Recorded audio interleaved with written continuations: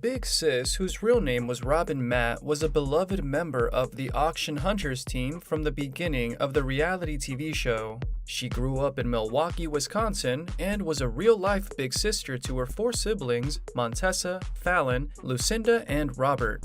They were all raised by their grandmother. Despite a rough upbringing in a small town, Robin always strived for the spotlight and had an interest in acting and performing from a young age.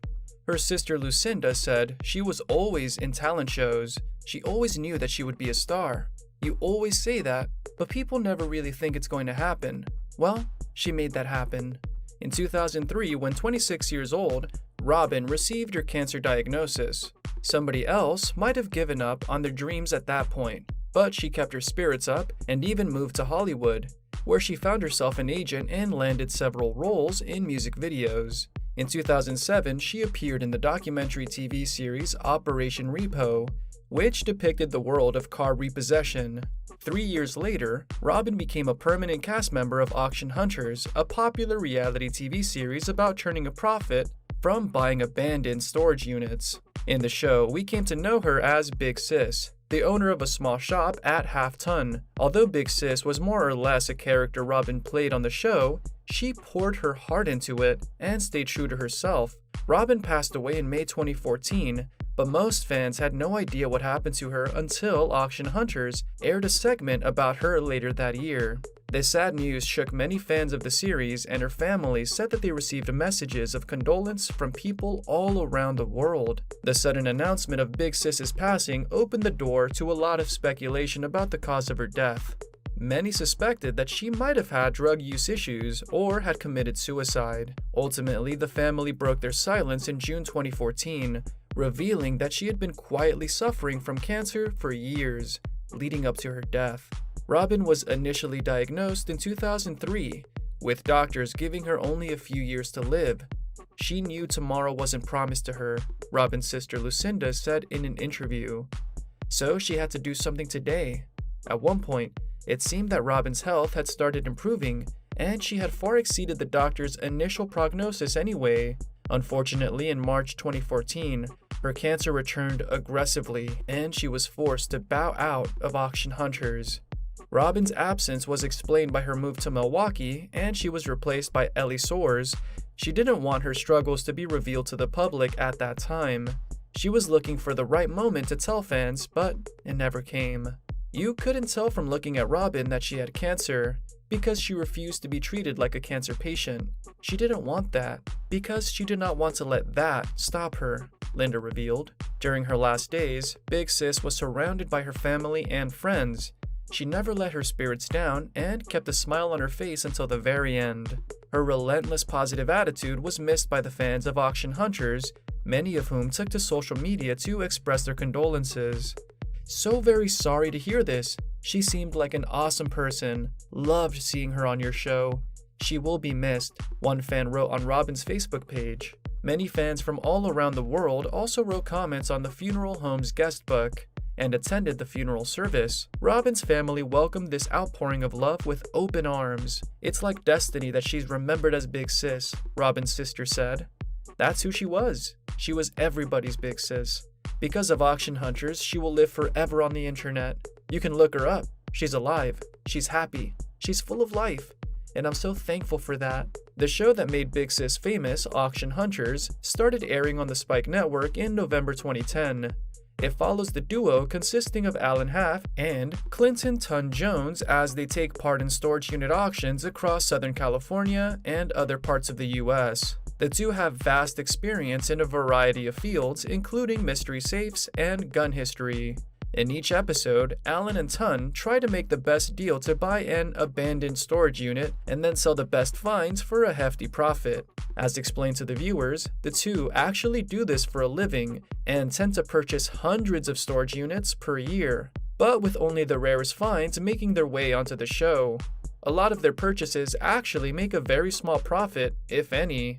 But the whole operation is profitable in the end, since their most valuable finds make up for the lost money. As we've had the chance to see, the business tends to be very cutthroat, as in each episode, Ton and Alan have to compete with many other buyers, which adds another layer of intrigue to Auction Hunters.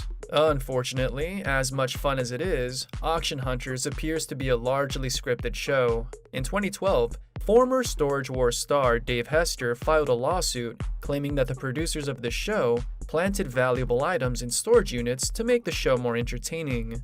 He further claimed that all the interviews with supposed buyers and auctioneers were scripted. But perhaps the craziest claim he made might be that the network paid for several female cast members' plastic surgery to make them more appealing. Although most of these claims were denied by the network, they did admit to switching items in some storage units to make them more exciting for viewers, and in the interest of time constraints per episode, given the nature of reality TV, it's likely that many of these claims can also apply to Auction Hunters. Another clue that the show is scripted are the stars' IMDb bios. Looking at Ton's profile, we can see that he actually had a number of acting credits before appearing in Auction Hunters. His first role was in an episode of CSI New York, and then he played an animal wrangler in Venom in Vegas. His co-host Alan has 12 acting credits to his name, some of which include CSI Miami, Arrest and Trial, and So LA. Lalo is also a professional actress whose real name is Laura Soares, while Flula Borg is a musician in Another Life. When the lawsuit controversy hit Storage Wars, showrunners of Auction Hunters tried to save face by launching a live show, which didn't really work. Nonetheless, many fans around the world still enjoy the show, despite all the seemingly fake elements. Both Alan and Tom are very charismatic people who can make any find seem more interesting. Further, Auction Hunters has an educational element as well, as the hosts often share historical facts about some items they end up finding in storage units. During its time on air, Auction Hunters was one of the highest-rated reality shows on Spike TV. The first season was followed by close to 2 million people in the US alone. The series has also been broadcast in many other countries, including the Netherlands, Germany, and Italy, where it gained an even bigger international fan base. So why did the show end so abruptly? Apparently, the series had to end due to Tons and Alan's falling out. The trouble started in late 2013, as we saw in Season 5, they did much of their usual business separately. When we last saw them on Auction Hunters, Ton had walked out on Alan. We're yet to find out exactly what happened between the two of them, so any possible reason for their breakup is just a matter of speculation. Since the end of Auction Hunters, Alan and Ton have both kept a relatively low profile, but right now, it seems highly unlikely that the network will be renewing the series anytime soon. So, where are the two today? A Michigan native, Alan grew up in a family of antique dealers. At 24 years old, he moved to Texas with his girlfriend, where he worked for Disney. He quit a few months later and opened his own antique shop in Houston, and also became one of the first eBay vintage resellers.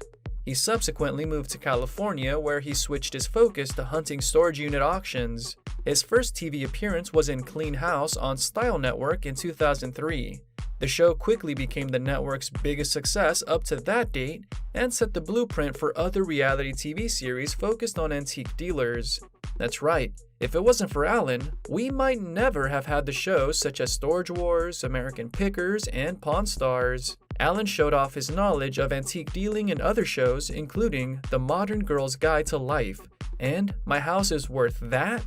Interestingly enough, before he appeared in Auction Hunters, Alan was offered a spot in Storage Wars, which he declined. He also had a short-lived acting career, playing a number of small roles from 2000 to 2009. Alan is set to make a comeback in 2023 with a brief appearance in the upcoming fantasy drama movie Rebel Moon, which will star Charlie Hunnam, Stuart Martin, and Sofia Boutella. However, acting won't be a full-time career for Alan, who mostly makes his living from real estate. Further, he's also running a high-volume liquidation company that specializes in film memorabilia and other vintage collectibles. His Auction Hunters co-star, Clinton Jones, isn't any less successful than him today. A California native, Ton has been collecting old weapons, jewelry, and currency since his teenage years. He was introduced to the world of storage units in 2002, when he was looking for a cheap car to wreck for fun. Along the way, he discovered that auction hunting can be a profitable business as well, and started making a decent living through it. Unlike Alan, Ton is entirely self-taught, but it doesn't make him any less than an expert in the world of antique dealing, simply through accumulated experience. He is particularly knowledgeable on vintage swords and guns, as well as collectible baseball cards. Prior to appearing in Auction Hunters, he made appearances in several TV documentaries and had a role in an episode of CSI New York in 2006, but hasn't appeared in any TV show since 2015. Aside from being an expert on all things antique, Jones had also worked as a professional animal wrangler and made a living from his reptile rescue and wildlife services business. Looking at his and Alan's online activities, it appears that there isn't any more bad blood between the two, as in 2020 and 2021, Ton made guest appearances on Alan's YouTube channel. In one of the videos, Ton revealed that he had quit storage unit hunting and moved to Texas. "I couldn't handle California anymore, and I was born and raised there." He now works a 9-to-5 job at a research and destruction company in Houston. Thank you for spending some time with us. Make sure to like and subscribe so you never miss another video. We also handpicked these videos which we recommend you watch next. You can talk to us on all social medias or ask a question in the comments below. Thank you for being with us, and we'll see you back tomorrow.